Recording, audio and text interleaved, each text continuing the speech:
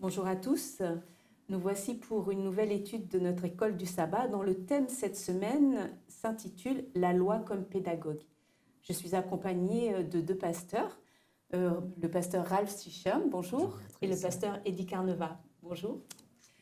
N'hésitez pas à vous connecter sur la chaîne YouTube pour nous suivre et à vous abonner si vous voulez ne louper aucune de nos interventions, de nos leçons.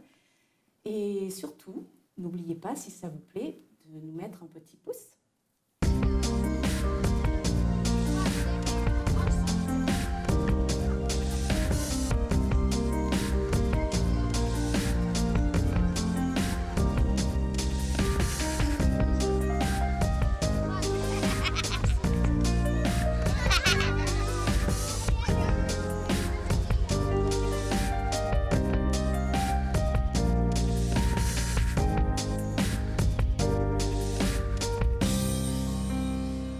Je vous propose maintenant, avant de commencer, de prier ensemble et je demanderai au pasteur Ralph Sichern de bien vouloir nous accompagner dans ce sens.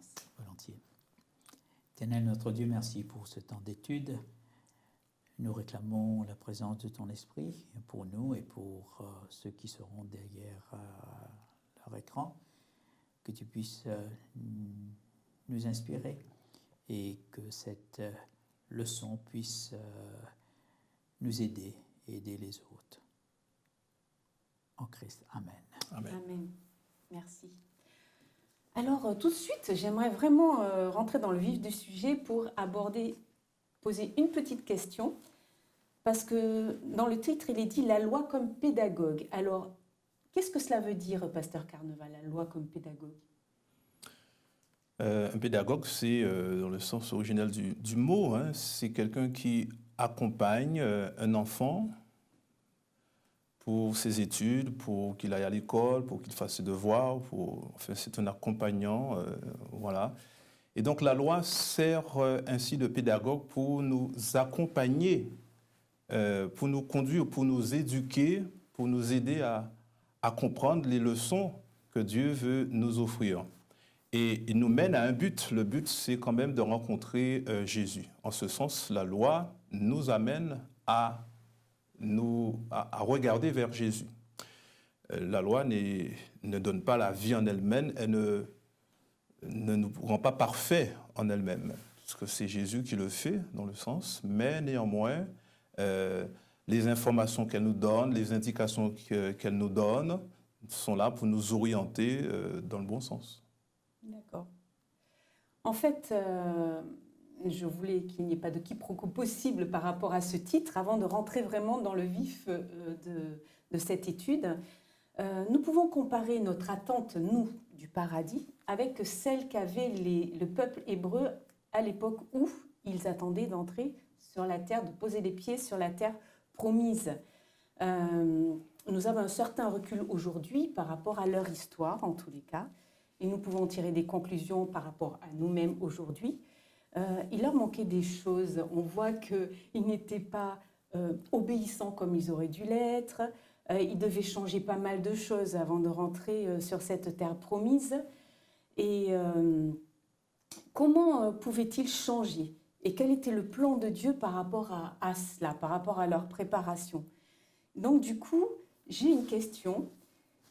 Déjà, que pensez-vous de cette phrase qui dit « La connaissance et la crainte de Dieu sont un processus et non une relation de cause à effet immédiate ».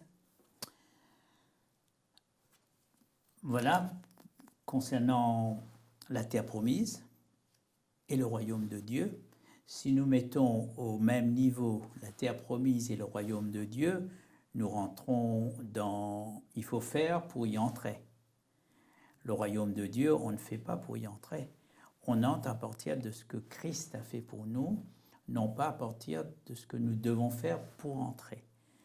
Il y a eu Romain Paul qui développe la justification par la foi, mais nous comprenons, étant la terre promise, il fallait avoir un mode de vie sorti de l'Égypte avec toutes les éducations qu'ils ont eues chez les, entre guillemets, le paganisme. Donc, on ne pouvait pas rentrer sur la nouvelle terre pour avoir un nouveau mode de vie tout en restant humain sur la terre promise, Canaan. Donc, Dieu ne demandait pas la perfection pour rentrer à Canaan, comme il ne demande pas la perfection pour rentrer au ciel.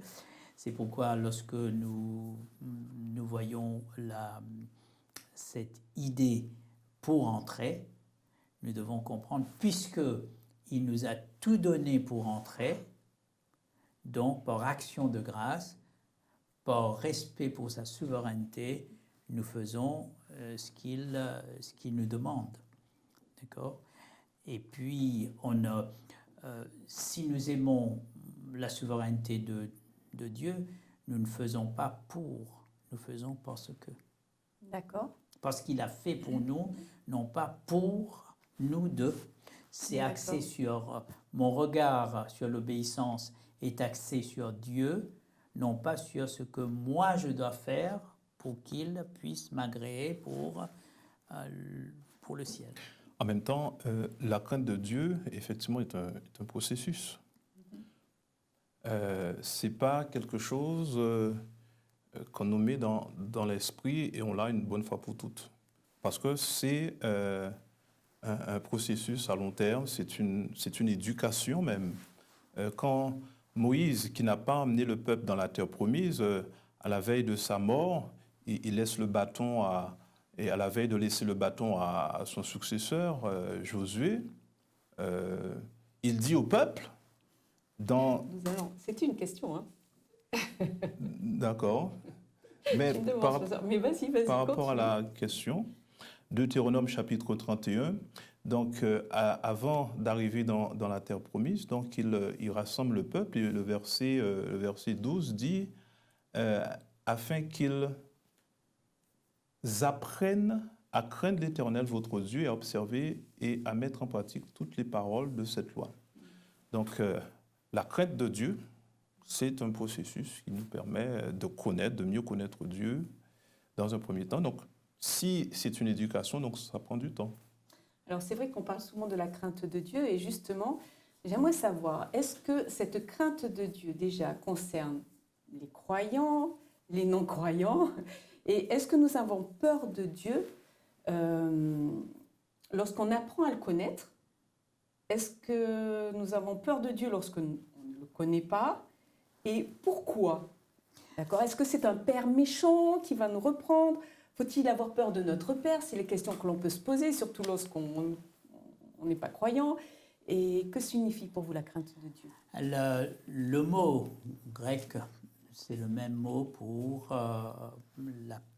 c'est le mot même pour peur et la crainte. La seule manière de pouvoir faire la différence, c'est dans le contexte. Nous prenons le contexte de Marc 4, si je ne me trompe pas, où il y a eu la tempête. Ils avaient peur de la tempête à cause du vent. Le bateau allait sombrer. Ça, c'est la peur que nous allons mourir. Et puis, quand Jésus a fait le miracle, on parle de crainte. Donc, la peur au début, et puis la crainte. Et la peur est nécessaire. La peur est nécessaire parce que la peur nous donne le courage d'y aller, de faire pour affronter et ne pas être tétanisé. Mais c'est ce courage qui nous aide à affronter la peur. Et quand on a le courage de vaincre cette peur, là nous comprenons à partir de ce miracle de Jésus, ce qu'il a fait demande vraiment, invite à la crainte, au respect. Dans la crainte, il y a la confiance, il y a la soumission, il y a la dépendance, il y a le respect. D'accord? Et dans notre devoir de ne pas plaire à Dieu, ça c'est la peur. D'accord? Et notre devoir de faire des choses pour plaire à Dieu. Ça, c'est si je ne fais pas, il va me rejeter. Je tourne encore sur moi, ou moi je deviens le centre. Mais la crainte, c'est comme tu as dit, ce Père qui m'aime, ce Père qui a fait tout, ce Père qui est miséricordieux et ce Père qui cherche à nous orienter, comme le psaume 18, le verset 36, tu me donnes le bouclier de ton salut, ta droite me soutient, je deviens grand par ta bonté. Je t'instruis, le verset 30, il y a plusieurs textes où on nous montre que ce Père miséricordieux, psaume 5, le verset 8, mais moi, par ta grande miséricorde, je vais à ta maison, je me prosterne dans ton saint-temple avec crainte. Donc il y a une idée de révérence. Oui. Parce que c'est la grandeur de Dieu. On peut être en intimité avec lui, donc par amour pour lui, en reconnaissant son amour pour nous, mais c'est aussi le sentiment aussi que Dieu ne pactise pas avec le mal et n'accueillera pas simplement notre péché, notre mal. Il nous accueille, nous, en tant que pécheurs, mais il n'accueille pas le mal. Et dans ce sens-là, cette idée de crainte va à la fois avec cette idée de confiance, cette idée d'amour, de révérence, mais aussi avec quelque peu aussi cette idée de peur, parce qu'on a peur du châtiment. Personne n'aime le châtiment. Donc, il ne faut pas, moi, je ne souhaite pas le dissocier. Mais je voudrais aussi ajouter un autre élément, et ça, c'est un beau texte que j'ai trouvé dans Jérémie 32, verset 38, quand Dieu dit « Je leur donnerai un même cœur et une même voix afin qu'ils me craignent toujours pour leur bonheur et celui de leurs enfants après eux.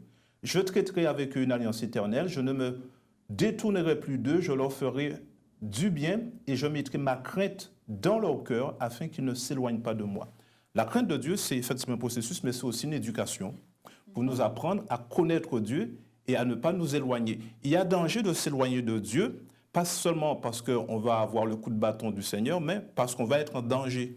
Donc il y a un danger, il y a une peur quelque part, parce qu'on a peur de mourir, pas de mourir comme cela, mais de la mort éternelle. La peur de s'éloigner de Dieu. Si on comprend que Dieu, c'est notre refuge, c'est notre salut, c'est notre bouée de sauvetage, c'est notre secours, c'est notre protection, eh bien nous devrions comprendre aussi que en transgressant ces lois, ces commandements de Dieu, eh bien, nous sommes en danger. Donc, la crainte de Dieu, c'est aussi la compréhension de l'amour de Dieu et aussi le danger qu'il y a à s'éloigner de Dieu. Alors, tu parlais de choses à faire, de danger de s'éloigner, en tous les cas. Justement, tout à l'heure, pasteur Eddy Carneva, tu parlais de Moïse. Et justement, j'ai une petite question par rapport à cela. C'est vrai que juste avant sa mort, on voit que Moïse a fait des choses pour le peuple. Donc, on voit que ces choses qu'il a faites, est-ce que vous pourriez me parler de ces choses qu'il a faites justement juste avant de mourir, alors qu'il n'était pas obligé finalement de le faire, mais dans quel sens a-t-il orienté justement le peuple ? Alors, c'est la leçon parlait effectivement de ce que Moïse, dans Deutéronome chapitre 31, donc c'est ses dernières volontés, mais on pourrait dire que Dieu parle à Moïse et lui dit, voilà les consignes. Et donc, Moïse a vu pendant toutes ces années qu'il a accompagné le peuple, il a remarqué que le peuple était très enclin à désobéir à Dieu, très enclin à être infidèle, et il savait que pertinemment que ça risquerait de se produire. Et donc, ces dernières paroles, c'est encore de leur dire, mais écoutez, attention, vous êtes en danger si vous n'obéissez pas. Et donc, il va écrire la loi. Et quand on parle de la loi, ce n'est pas simplement les 10 commandements. Et donc, il faut quand même faire une petite distinction. Hein. Dans le livre de Deutéronome 31, il est dit que Moïse a écrit la loi, le livre de la loi, c'est un cantique même, enfin bon, il a écrit aussi un cantique, quoi qu'il en soit. Ensuite, on nous a dit que ce texte devait être un témoin, verset 19, contre les enfants d'Israël, et Dieu lui a même recommandé, versets 24 à 26, de prendre ce livre de la loi et de le placer à côté de l'arche de l'Arche de l'Alliance. Donc, encore une fois, il s'agit de bien faire la distinction entre les 10 commandements qui sont dans l'Arche de l'Alliance, qui est la base de l'Alliance de Dieu, et puis l'ensemble de la loi. Quand on peut parler de la Torah, on peut parler de la Genèse, de l'Exode, de Lévitique, en tout cas, l'ensemble de tous le voyage des Israélites et avec les interventions de Dieu, comment est-ce que Dieu réagit dans telle situation, ce que Dieu veut dans toutes les situations, dans toutes les circonstances. Et on peut même y associer les 10 commandements aussi là-dessus.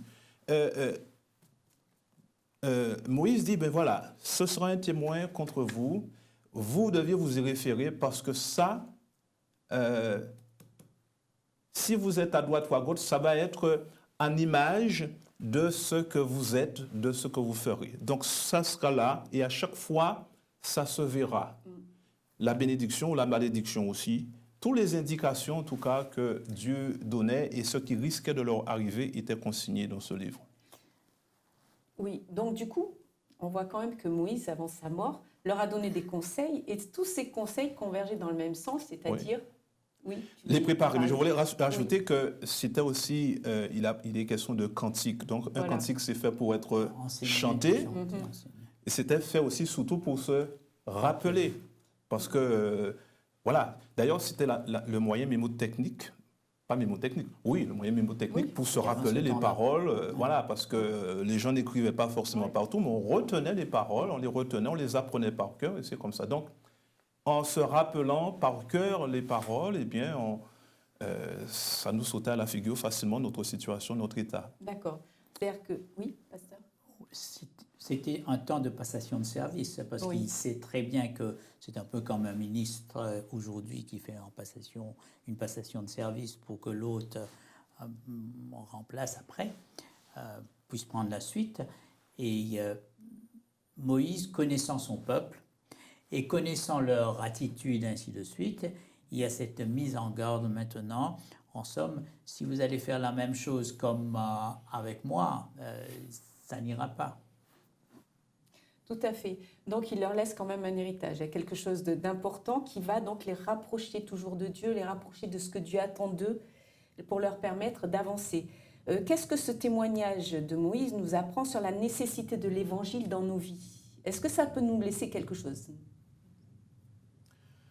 Je crois que c'est important, les évangiles, la parole de Dieu. Hein, quand le psalmiste parle de la loi, dans le psaume 139, dans le psaume 119, quand il parle de la loi, il parle encore une fois de tout l'enseignement, même ça dépasse même le Pentateuque, ça dépasse...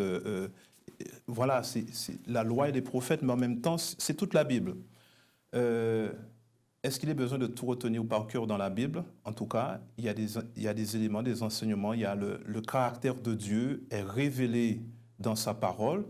Et je crois que toutes les histoires, il y a beaucoup de personnes qui apprennent des histoires de la Bible et à la rigueur même, quand ils connaissent une histoire, ils n'ont même plus besoin de revenir là-dessus. La Bible est toujours fermée parce qu'ils se disent « je connais ça déjà ».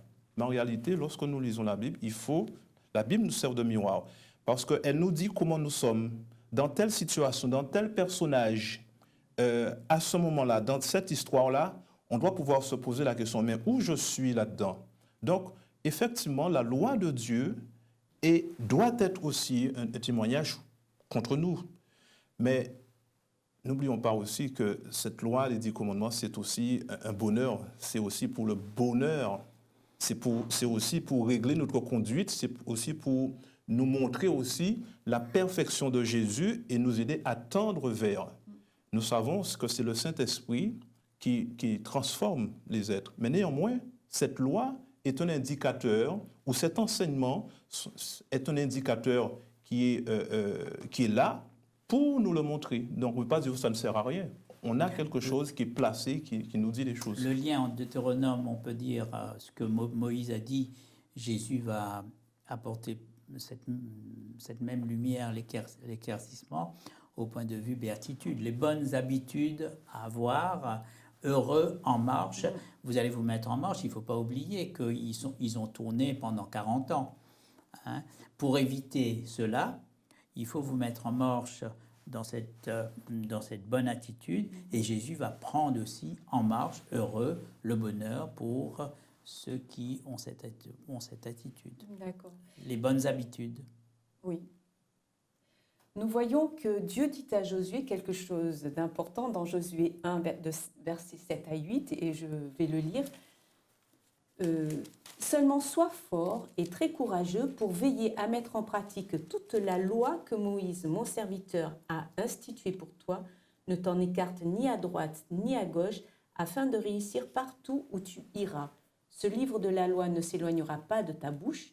Tu le reliras jour et nuit pour veiller à mettre en pratique tout ce qu'il y est écrit. Alors tu mèneras à bien tes entreprises, tu réussiras. Alors, par rapport à cela, on voit que la loi est importante. Et il y a une petite question qui me vient, c'est que même si nous cherchons à obéir à la loi de Dieu avec toute la force que nous avons, Dieu nous donne aussi, surtout. que Dieu nous donne, bien sûr, de quelle manière la loi fonctionne-t-elle comme un témoin contre nous? La loi est là. Maintenant, ça dépend quelle vision nous avons de la loi. Si nous avons cette vision dans la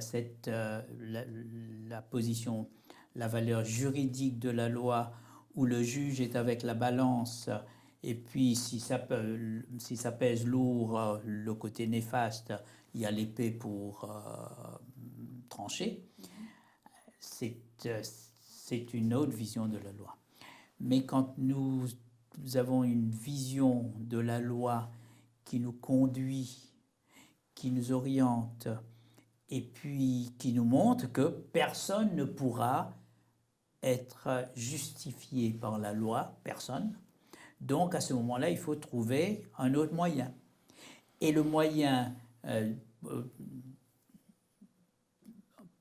bibliquement prévu, c'est que la loi, non pas comme la peur, qui engendre la peur, mais la loi, c'est le miroir. Le miroir qui après, nous dit, tu es sale, toi seul, tu ne pourras pas, il faut le savon et l'eau. Le témoignage fonctionne comme une référence à une situation donnée. Et le témoignage est là pour dire, voilà ce qui s'est passé, voilà ce qu'il en est. Voilà, ce témoignage dit, voilà. S'il est contre nous, c'est qu'il est là aussi pour nous dire non, c'est une condamnation pour nous. Heureusement que la justice est là de Dieu pour nous révéler aussi que c'est grâce au sacrifice de Jésus que nous sommes pardonnés. Mais c'est pour ça que la loi en elle-même ne nous donne pas le salut. Et le texte que tu as proposé parle de réussite dans ses activités. Donc tout à l'heure, on a évoqué le bonheur. Lorsqu'on observe la loi, ce n'est jamais pour être sauvé. D'ailleurs, le livre de Galates en parle suffisamment. Donc la loi ne donne pas le salut, ne donne pas la vie, ce que nous avons commencé à dire. Simplement, elle nous ouvre des perspectives de bonheur. Elle nous ouvre des perspectives de réussite. Parce que Dieu fonctionne pour nous, Dieu nous place dans un cadre, n'est-ce pas, du respect de lui, du respect de l'autre, et d'amour pour lui, et d'amour pour le prochain. En dehors de cela, c'est le malheur. Les choses sont très simples, on peut exprimer ça très simplement. On a souvent besoin d'un témoignage, justement, parce qu'il y a eu un accident. Voilà, on est dans un carrefour. Pourquoi cet accident a eu lieu? Eh bien, le témoignage de quelqu'un va pouvoir dire, mais c'est parce qu'il a brûlé le feu rouge. Ce témoignage-là, il a pour dire, voilà, il a brûlé le feu rouge. Je prends deux exemples. Je prends le même exemple différemment. Vous avez donc le code de la route qui dit, voilà comment on conduit, et vous avez les règlements qui se disent, en cas de contravention contre le code de la route, eh bien, voilà une autre loi qui s'applique. Perte de points, perte de permis, et peut-être même prison si on a tué quelqu'un. Donc, il y a à la fois le code de la route qui dit comment on roule, et en cas en cas où on a contrevenu donc à ce code, eh bien, il y a la procédure d'infraction qui va être mise en place. Et ça, c'est un autre code qui le précise. Donc, on a exactement la même topo. Il y a une loi, les 10 commandements, qui nous dit, voilà, si tu conduis comme ça, tu seras clean. Mais à côté de ça, si tu ne conduis pas comme ça, mais voilà ce qui va se passer. Tu vas perdre des points et tu seras malheureux. Tu vas aller en prison, l'autre, quelqu'un va, etc. Donc, il y a cette loi-là. Il y a une notion de joie et de bonheur dans ce que tu dis, de suivre justement les Écritures, les conseils que Dieu nous donne à travers ces Écritures. Mais justement, il y a une dernière question qui me vient comme ça à l'esprit, à laquelle on va essayer de répondre rapidement, parce qu'il y aura 2 questions en une. C'est, on voit qu'il y a plusieurs personnages dans la Bible qui ont été bénis par Dieu. Prospérité, une belle vie sur la Abraham, terre. Joseph, David, Tout à fait. qui ont reçu des bénédictions. Tout à fait, pasteur. On peut encore en rajouter d'autres. Ouais. Par contre, il y en a certains, effectivement, qui n'ont pas eu cette chance forcément. En tous les cas, on voit actuellement qu'il est... Étienne, Jean-Baptiste. Paul, on peut avoir plusieurs. Moïse, Jérémie, Ésaïe. Vraiment au point de vue récompense, Christ même, quand il est venu ici-bas, il n'a pas été récompensé. Donc à ce moment-là, si on parle de justice ou injustice, on risque de dire Dieu est un mauvais payeur. Hein? Nous savons que Satan est un mauvais payeur. Mais Dieu, lorsque le Christ a dit mon royaume n'est pas de ce monde. Donc un jour on a dit à un garçon, tu veux être Abraham ou le mauvais riche? Il dit les deux. Le mauvais riche ici-bas, Abraham au ciel. Donc, si pour être vraiment jouir de la vie, avoir le bonheur en disant je te suis, voilà ce que tu me dois, c'est un peu comme le premier fils de la parabole du fils prodigue. J'ai fait tout ça, tu ne m'as rien donné. Et c'est ça, c'est donnant. Dieu n'est jamais dans le donnant. D'accord. Alors, juste pour répondre un petit peu, voilà, on a tous bien compris le sens de ta question, mais pour revenir sur l'exemple que je donnais, on peut très bien conduire toute sa vie très très bien. On respecte la loi, la